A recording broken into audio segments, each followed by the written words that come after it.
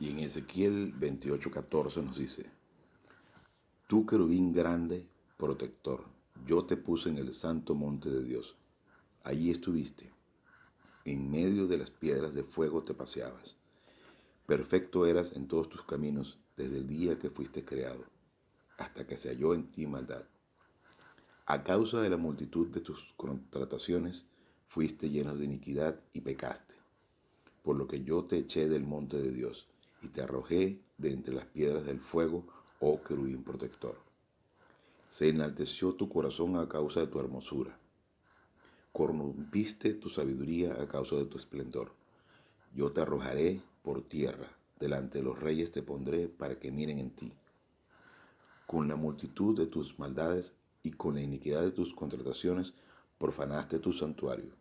Yo pues saqué fuego de en medio de ti, el cual te consumió y te puse en ceniza sobre la tierra, a los ojos de todos los que te miran. Todos los que te conocieron de entre los pueblos se maravillarán sobre ti. Espanto serás y para siempre dejarás de ser. Debemos entender todo el conflicto angélico como un juicio, un gran juicio, antes de la creación del mundo, antes de la creación del género humano, donde por la belleza y la vanidad y el orgullo de Satanás, el ángel predilecto de Dios, el querubín hermoso creado por Dios, el lucero de la mañana, donde se llenó de tal vanidad que quiso ser igual al Altísimo. Al descubrir Dios el pecado que habitaba en él y haberse confabulado tratando de crear el sindicalismo, digámoslo así, crear un movimiento angélico para revelarse a Dios, donde él, por supuesto, tomase el liderazgo. Entonces, de tal manera que quiso ser igual al Altísimo y crear un trono celestial para él. Dios lo condena al lago de fuego y Satanás apela a la decisión. Se puede deducir que la apelación sería algo así como cómo un Dios de amor puede condenar eternamente a sus criaturas. Y entonces Dios, como evidencia para demostrar que efectivamente es un Dios justo, recto y perfecto, le dice, te lo voy a demostrar. Crearé el género humano débil a lo máximo, que tendrá la oportunidad de rechazarme o aceptarme. Y claro, Dios en su eterna y perfecta omnisciencia, sabiendo que el género humano se rebelaría, lo rechazaría, entonces pecaría, caería también por su debilidad, cosa que Satanás fue creado perfecto y nosotros siendo seres humanos débiles íbamos a rechazarlo. Por lo cual entonces él ofreciendo su perfección como sacrificio único, perfecto e infinito, se hace hombre para morir por nosotros en la cruz. Y nosotros somos la evidencia que efectivamente un Dios de amor perfecto viene a morir por nosotros, seres imperfectos, para condenar entonces eternamente a Satanás y demostrar que efectivamente nosotros con toda nuestra imperfección tenemos la oportunidad de ser salvos, porque el ser único del universo, Cristo, el mono quien es, muere por nosotros en la cruz. Entonces, increíble regalo el que se nos hace. Somos parte de un conflicto angélico y nosotros, como seres humanos, tenemos la oportunidad de ser o testigos de la fiscalía o testigos de la defensa. Satanás hace la defensa del juicio de él porque cree que puede salvarse, pero efectivamente no será así. Ya Dios en su omnisciencia nos demuestra que en el futuro él será condenado para toda la eternidad al lago de fuego. Entonces él se encuentra en este momento en una libertad condicional, haciendo su trabajo, tratando de salvarse de esa condenación, junto con todos los ángeles caídos. Entonces vamos a ver un poco de lo que significa todo este proceso de apelación, que fue un poco de la historia de todo este juicio, para entender lo que estamos viviendo. De manera que entendamos que somos parte en nuestro diario vivir, o testigos de la defensa o testigos de la fiscalía. En este caso, cuando somos llenos del Espíritu Santo, cuando ejecutamos el plan divino, podemos ser testigos de la fiscalía. En este caso es Dios condenando a Satanás, o podemos ser testigos de la defensa cuando nosotros somos un fracaso en la ejecución del plan divino. Pero de todos modos podemos estar tranquilos, porque aunque si vamos para que Satanás trate de defenderse, aún así siempre está el plan de Dios diciendo, mira, aquí está mi hijo, que aún cuando está en medio de esa tribulación, en medio de ese desastre, en medio de esa angustia, mi hijo está actuando con temor, con ansiedad, con preocupación, o es un auto recto, cree que la religión lo va a salvar o acercarse a mí, aún así, mi hijo murió por él en la cruz. O podemos ser testigos de la fiscalía diciendo, mira, aún cuando se encuentra en las peores circunstancias, él puede confiar en que el plan de Dios funciona. Entonces, ahí está el acusador, que es Satanás, que está ahí diciendo, mira, ahí está tu hijo, angustiado en medio de esa situación, aún cuando es tu hijo, cuando debería estar descansando en tu plan. Y es ahí cuando somos testigos de la defensa, pues, de Satanás. Pero de todos modos, Satanás siempre estará vencido, porque Cristo murió por nosotros en la cruz, para demostrar que aún cuando seamos un fracaso como cristianos y permanezcamos la mayor parte de nuestro tiempo en la tierra como fuera de comunión, como cristianos perdedores, aún así la gracia divina nos alcanza, porque Él murió por nosotros en la cruz y podemos confiar que su plan se ejecuta. Él puede demostrar que aún así nuestro Salvador cumplió con la misión. O podemos descansar en el plan divino y decir, Padre, gracias, porque en medio de esta angustia tú me proteges. De eso se trata. Y como manera de iniciar a confiar en el plan de Dios, debemos estar siempre atentos, siempre, una y otra vez. Y te caes 1.000.000 de veces y 1.000.000 de veces, una te levantas. ¿Cómo? Citando tu pecado. Citando nuestro pecado es la única y mejor forma, la única manera. Así como la salvación es solo una, que es creer en Cristo y ser salvo, así también la espiritualidad es solo una. No depende de qué tan bien nos podamos portar. No depende de qué tanto juntemos nuestras manitos o utilicemos palabras bonitas. Depende de qué tan concentrados estemos con el plan de Dios, qué tanto confiemos en su plan. Depende simplemente de visitar nuestro pecado. Entonces, para sentarnos ante la mesa del banquete, a disfrutar del delicioso alimento espiritual, debemos entonces presentarnos ante Dios y decirle, Padre, gracias. Gracias porque tu Hijo Jesús pagó todos mis pecados en la cruz. Entonces, unos breves instantes para que limpiemos nuestras manos, ¿no? Estemos blancos como la nieve, como en ese instante que creímos en Cristo, para poder entonces sentarnos a la mesa a disfrutar del banquete.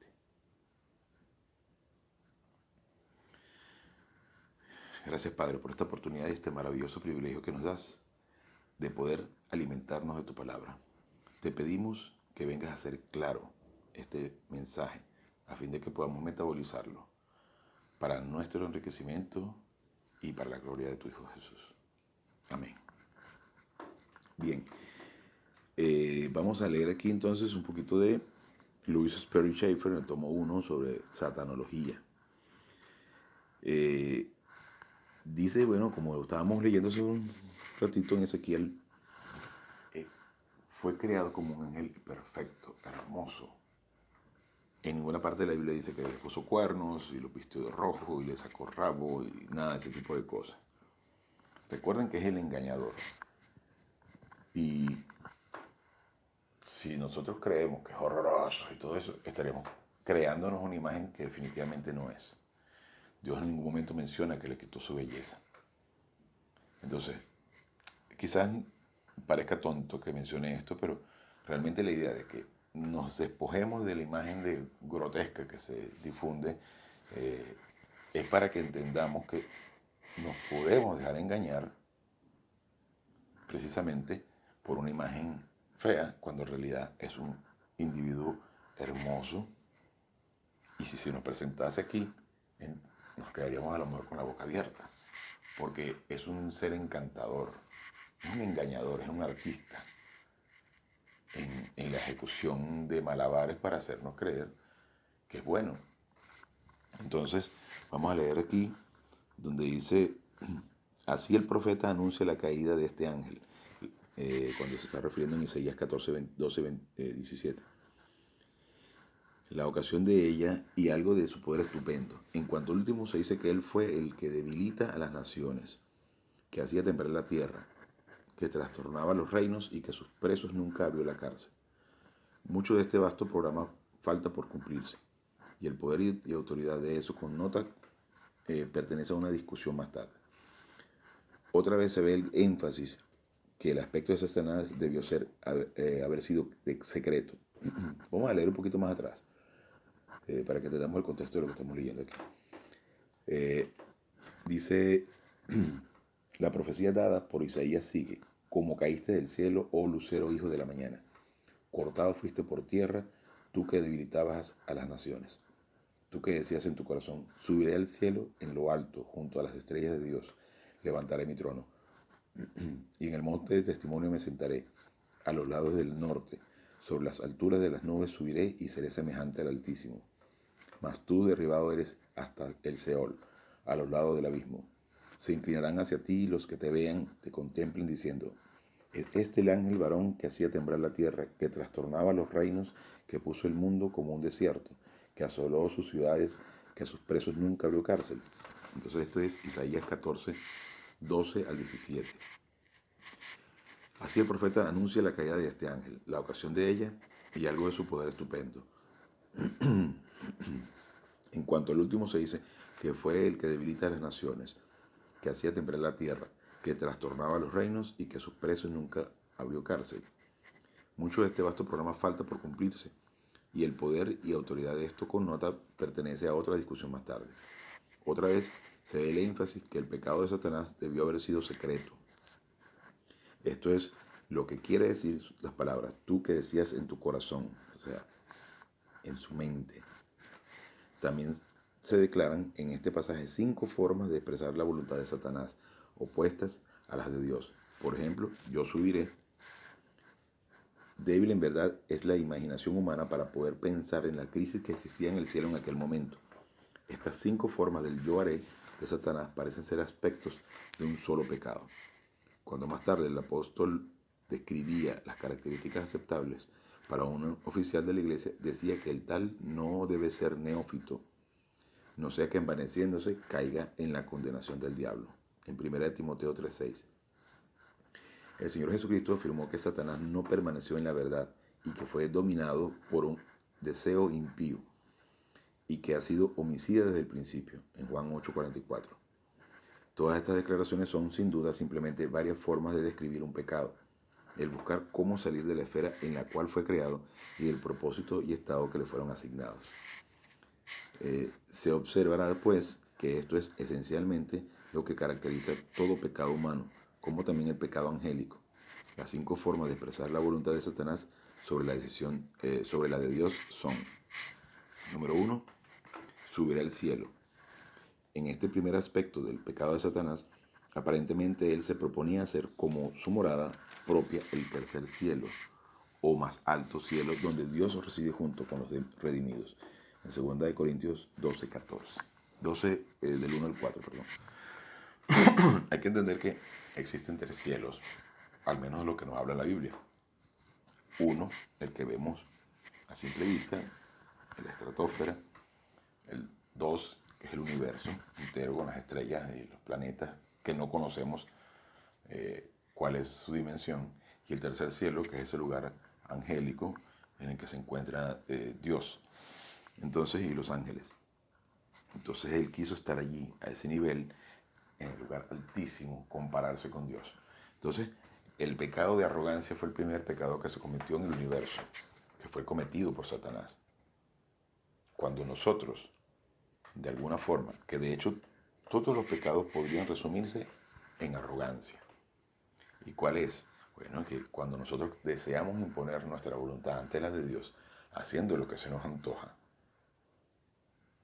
y vuelvo con este tipo de pecados porque son los más comunes que cometemos cuando creemos que podemos separarnos del poder divino, separarnos de la voluntad de Dios y tratar de hacer nuestra voluntad. Es decir, miedo, ansiedad, preocupación, deseo de aprobación, la culpa es un pecado terrible que carcome el alma y nos separa terriblemente de la comunión con Dios, nos separa de Dios. Entonces, cuando queremos de alguna forma imponer nuestro deseo ante el deseo de Dios, dígame la preocupación. Estás tan increíblemente ocupado contigo mismo que eres incapaz de ver todo lo que Dios nos ofrece. Entonces, cuando estamos en esa condición, estamos totalmente arrogantes. La autolástima, sentarte en un rincón a llorar porque tus problemas no tienen solución. ¿Acaso te has detenido a pensar que Cristo murió por ti en la cruz? Que el ser único del universo, perfecto, recibió toda la inmundicia del género humano. ¿Quién eres para preocuparte? No podemos tener la increíble arrogancia de pensar que nosotros tenemos derecho a preocuparnos, cuando Dios nos ha provisto absolutamente de todo. Entonces, todos los pecados pueden resumirse en arrogancia. Y es por esto que Satanás cometió precisamente el primer pecado de arrogancia al querer ser igual al Altísimo. Y cuando nos colocamos en primer lugar, estamos siendo arrogantes, estamos cometiendo el pecado de Satanás. Entonces no tenemos derecho a preocuparnos, a tener miedo, cuando ya todo está resuelto por Dios. Entonces, continuemos acá. La habitación de los ángeles evidentemente está en un plano menor, porque al volverse el Señor Jesús al más alto cielo después de su resurrección, se dice que se sentó en los lugares celestiales, sobre todo principado y autoridad y poder y señorío, en Efesios 1, 20 al 21. Pero Satanás, cuya morada es la de los ángeles, aunque sus actividades le permiten acceso tanto a la tierra como al tercer cielo, compárese Job 1.6 con Ezequiel 28.14, impíamente determinó que su morada debería ser más alta que la que le fue dada por su creador. La gracia redentora de Dios no se satisfará hasta que algunos de entre la raza humana, aunque por creación fueron hechos un poco más bajos que los ángeles, según dice Salmos 8, 4 al 6 y Hechos 2, 6 al 8, sean llevados a participar en la ciudadanía celestial en la esfera más alta. Pero Satanás no tiene derecho ni por posesión ni por redención a reclamar esa esfera como su morada. Su intención egoísta que se ve en estas escrituras es una afrenta al plan y propósito del Creador. Número 2, la segunda frase que utiliza Satanás, junto a las estrellas de Dios levantaré mi trono. Se revela en esta declaración que Satanás, aunque nombrado como defensor del trono de Dios, aspiraba a posesionarse de un trono suyo propio y reinar sobre las estrellas de Dios. Parece obvio que no se refiere al sistema astral, sino más bien a los seres angélicos. Según como dice en Job 38.7, Judas 1.13, Apocalipsis 12, del 3 al 4 y Apocalipsis 22.16. Yo le doy todos estos versículos para que ustedes entonces busquen en la Biblia, comparen y lean escuchando este audio, ¿no? Evidentemente, mucho de esta ambición impía de Satanás en cuanto a un trono será permitido tener, pues está escrito que él es reconocido como rey, aunque juzgado ya, con autoridad tanto en lugares celestiales, según dice Mateo 12:26, Efesios 2:2, Colosenses 2:13 al 15, y en los terrenales, en Lucas 4:6, 6:2,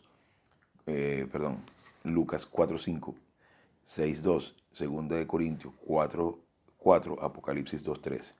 Es muy claro el carácter pecaminoso del propósito satánico de conseguir un trono, su ambición de alcanzar el nivel de Dios.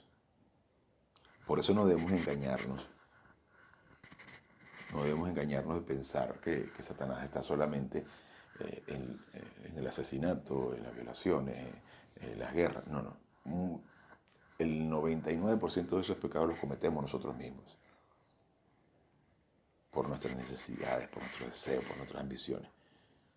Entonces es importante que tengamos claro que Satanás se encuentra más en la religión, en esa pseudo espiritualidad, en esa imitación de la espiritualidad, que en todos esos otros pecados carnales, humanos, del hambre de poder, del deseo de atraer la atención.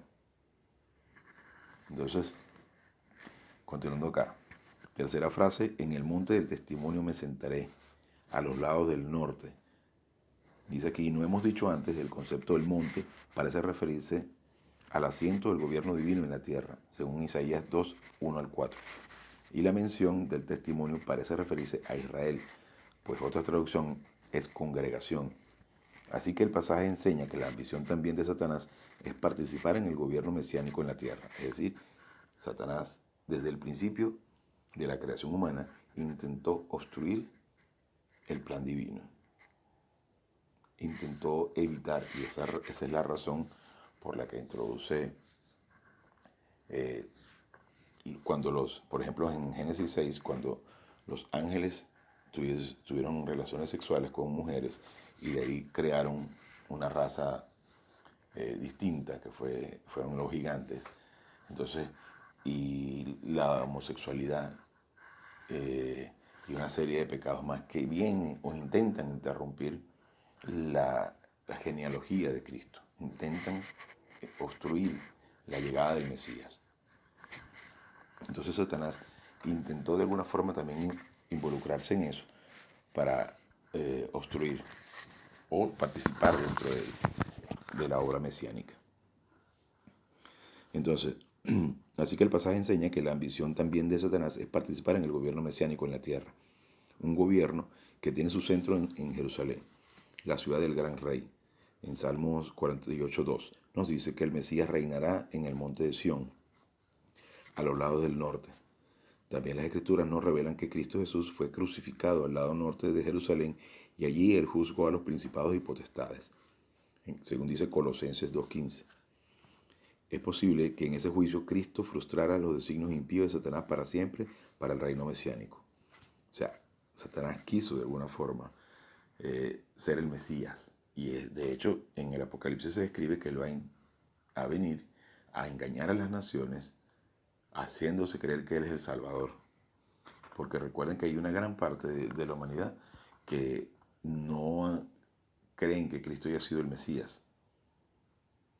De hecho, en la religión judía no se cree que Cristo sea el Mesías, el Salvador que ellos esperaron y que siguen esperando, que vendrá a salvar al pueblo de Israel, según ellos. Entonces, ahí está la imitación. Cuarta frase dice, sobre las alturas de las nubes subiré. Creemos que el significado de este dicho se aprenderá al descubrir lo que quiere decir la palabra nubes. De las 150 referencias a nubes en la Biblia, unas 100 a lo menos tienen que ver con la presencia y gloria divina. Jehová apareció en una nube, en Éxodo 16:10. Este fue llamada nube de Jehová, en Éxodo 40:38. Cuando Jehová estaba presente, la nube llenó la casa, en Primera de Reyes 8:10. Jehová pone las nubes por su carroza, en Salmo 104:3, Isaías 19:1. Como el Señor Jesús fue al cielo, así vendrá otra vez en las nubes del cielo. En Mateo 24:30, en Hechos 1:9, en Apocalipsis 1:7. También los distintos pueblos de Dios se comparan a nubes. En Israel, en Isaías 68, y la iglesia, pueblos de Dios, se comparan y la iglesia en 1 Tesalonicenses 8:17. El hombre de pecado, que es de Satanás, se exaltará sobre todo lo que llaman Dios o es objeto de culto. En 2 de Tesalonicenses 2:4. Y en esto parece que Satanás busca para sí algo de la gloria que solo pertenece a Dios. Y como quinta frase, y una de las más importantes, porque es de aquí que se desprende cuál fue el pecado de Satanás, seré semejante al Altísimo. Esta quinta y última de las expresiones de la voluntad de Satanás en contra de la de Dios puede considerarse como la llave para entender y trazar sus motivos y métodos, a pesar de la impresión casi universal de que Satanás no quiere ser como Dios en lo más mínimo. Aquí se revela que su propósito principal es ser como Dios.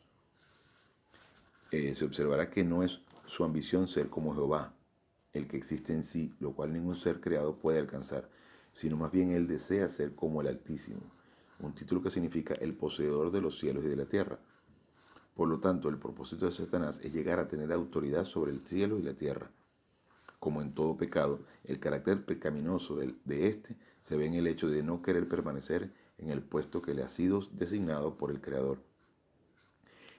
Al seguir este propósito de su vida como imitador de Dios y hacer imitaciones fraudulentas de las obras de Dios, parece que con toda sinceridad Satanás recomendó a Satanás y a Eva que ellos mismos serían como Dios o Elohim, el Creador. Ahí está el engaño. Hacer creer que pueden ser como dioses, conociendo el bien y el mal.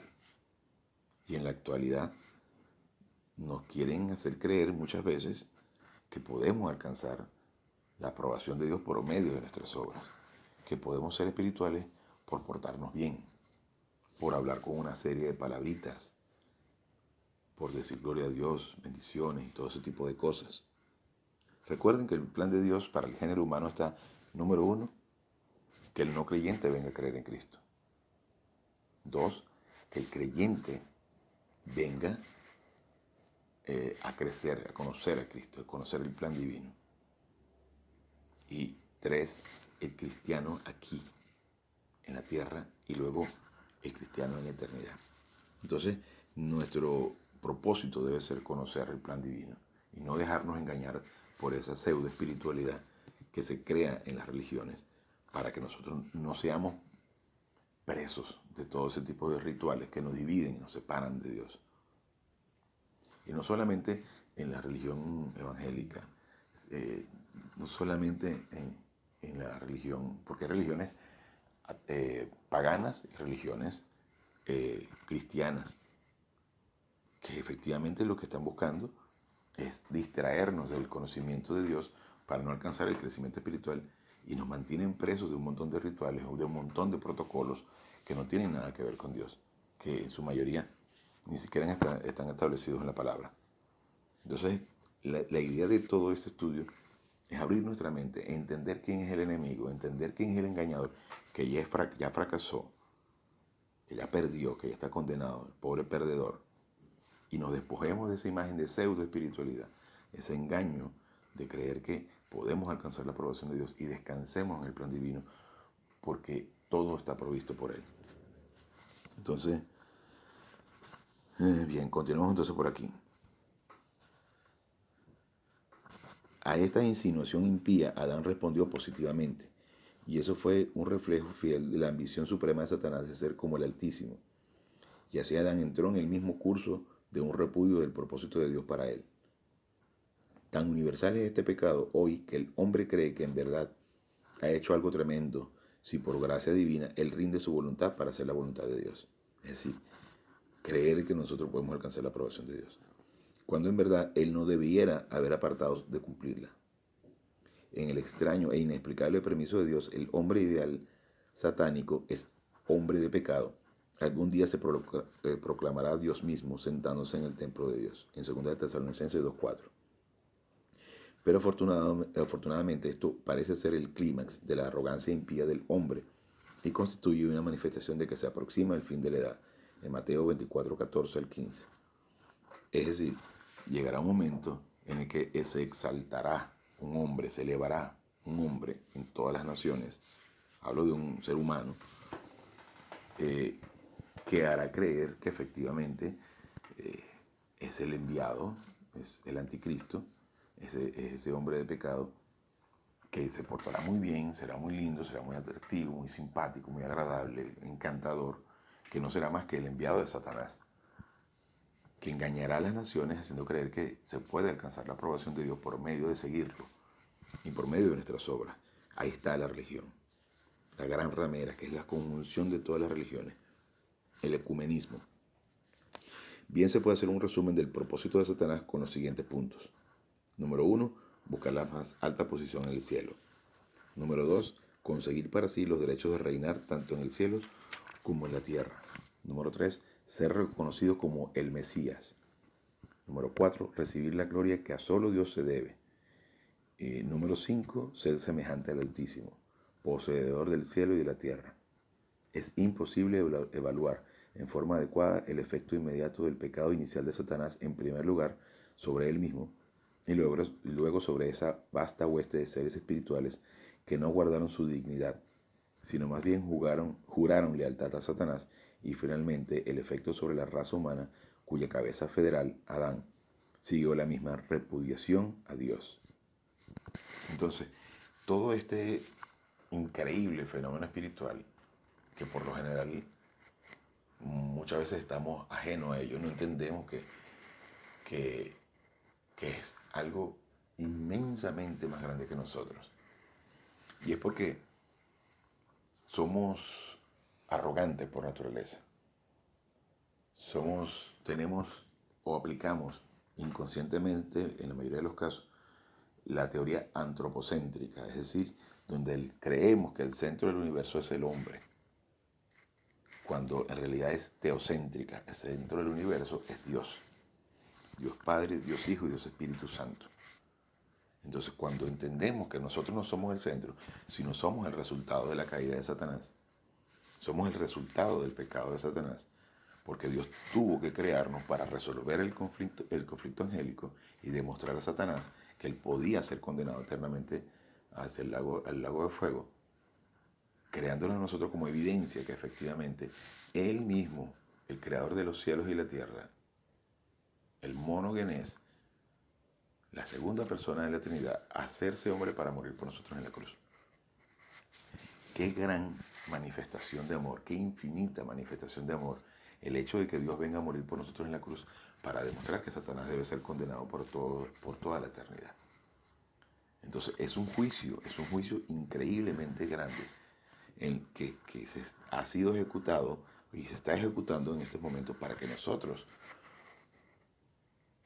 seamos beneficiarios como consecuencia de ese juicio. Esto es un proceso increíble. Entonces, si nosotros tenemos la capacidad de verlo como lo que realmente es, y que simplemente estamos aquí como evidencia, entonces entendemos que las cosas que nos suceden a diario, todas las tragedias que significa estar vivo aquí, son increíbles oportunidades para confiar en su plan, porque es algo infinitamente más grande que nosotros. Es algo que ha sido perfectamente conocido por Dios desde la eternidad pasada. Entonces, nuestra alma debe estar llena de esta información divina y constantemente alimentarnos de la palabra de Dios para entender que es un fenómeno increíblemente grande, es infinito, y nosotros estamos aquí como beneficiarios, como resultado de ese conflicto angélico. Y poner a Dios en primer lugar en nuestras vidas. Entonces podemos entender que todas las cosas que nos pasan forman parte del plan divino y que nosotros debemos aprovechar este viaje y poder convertir todo lo que significa vivir aquí en este mundo de tragedia, lo podemos convertirlo de tragedia a bendición. Pero para eso tenemos que estar concentrados en el plan de Dios, estudiar y aplicar. Tenemos que recordar que es percepción, inculcación, metabolización y aplicación de la palabra de Dios. O sea, escuchar, repetir, procesar y aplicar. Ese es el plan de Dios para nuestras vidas. Estar en este mundo caído, controlado por Satanás, y poder descansar. Entonces cobramos los beneficios, cobramos los réditos de tan increíble plan, cuando estando en medio de una angustia, ponemos nuestra confianza en Él, decimos, Padre, tengo miedo, tengo angustia, tengo ansiedad, tengo culpa. Y poder decir, gracias, porque tu palabra de Dios, tu palabra nos dice, no te preocupes por nada. En lugar de eso, coloca tus peticiones ante el trono de la gracia, ante el trono de los regalos. Y entonces tener una actitud real de descanso, pero no de la boca para afuera, algo interno, real, porque estás confiando realmente en tu Dios. Entonces cuando logras tener esa paz, esa tranquilidad, eres entonces un testigo donde Dios te presenta, donde la fiscalía te presenta, ahí está, mi hijo muy amado, ahí está, descansando en medio de esas circunstancias, en este mundo caído, descansando en el plan, porque confía en la obra de Cristo en la cruz. O podemos ser un fracaso, y entonces ser presentado por la defensa, por Satanás, y decir, mira a tu hijo, ahí está, sufriendo en medio de las circunstancias. Sin embargo, Dios dice, sí, pero yo morí por él en la cruz. Entonces imagínense lo increíblemente hermoso que es. No tenemos derecho a preocuparnos. Es una vergüenza un cristiano con miedo, es una vergüenza un cristiano preocupado, con ansiedad, con culpa. Pero lo vamos a hacer porque somos defectuosos, de alguna u otra forma. Pero confiemos en el plan, descansemos en su provisión e iremos avanzando en crecimiento espiritual y desarrollando felicidad en medio de las peores circunstancias. Que si te abandonó tu pareja, que si te fue infiel, que si te desprecia la gente, que si estás en una crisis económica, que si tienes una enfermedad terrible y te están diciendo vas a morir, que si X lo que sea. Entonces poder decir, ¿sabes qué, Padre? Gracias por esta oportunidad, porque quiero descansar en tu plan, porque tengo confianza en ti y nada de esto es importante. Porque nosotros somos lo que pensamos, no lo que sentimos. Y si logramos tener en nuestra mente, en esos 7 compartimentos de nuestra alma, la paz suficiente y la confianza suficiente, porque tenemos la doctrina suficiente, pues entonces podemos descansar en medio de las peores circunstancias y ejecutar el plan de Dios para nuestras vidas. Y aunque seamos un fracaso, no vamos a frustrar el plan divino. No es imposible que frustremos el plan de Dios.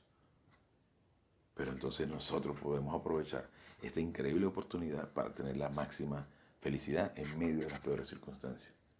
De eso se trata el plan de Dios para nuestras vidas. Y somos testimonio. Cuando la Biblia dice somos testimonio, no es testimonio ante la gente. Como consecuencia, la gente va a notar nuestras acciones, nuestro comportamiento, nuestra tranquilidad ante las adversidades.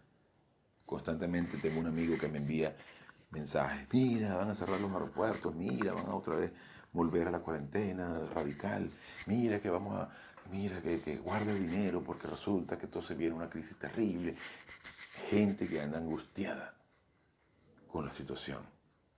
Yo le digo, descansa, tú no eres cristiano, no tienes nada de qué preocuparte. Y entonces allí tienes la oportunidad de confiar o de desmoronarte. Pero aún así, aunque seas un fracaso como cristiano, vas a tener tu salvación perfecta, vas a tener un plan divino perfecto para ti. Dios tiene una provisión perfecta para ti. O podemos ejecutar el plan de Dios citando nuestro pecado, confiando en su plan, en sus promesas y tener una vida de paz en medio de las peores circunstancias. Entonces cuando tienes crecimiento espiritual le dices a Dios, venga, ¿dónde está la próxima adversidad? Estás atento con la suficiente doctrina para poder aplicar en medio de todo ese ataque que vamos a recibir constantemente. Eso es poder. Estar en una circunstancia terrible y descansar en su provisión. De eso se trata el fenómeno espiritual. De eso se trata la batalla de este conflicto angélico. Porque es aquí, en nuestra alma, en nuestra mente, que estamos enfrentando el fenómeno espiritual, el conflicto angélico. Entonces, descansemos en la provisión divina. Y con esto terminamos la clase de hoy. Gracias, Padre, por esta magnífica oportunidad que nos das de poder conocer un poquito de tu increíble plan. Te pedimos que estas cosas vengan a ser claras a fin de que podamos disfrutar de este paseo maravilloso que es estar en este conflicto y descansar en tu plan. Te lo pedimos en el nombre de su Majestad Jesucristo. Amén.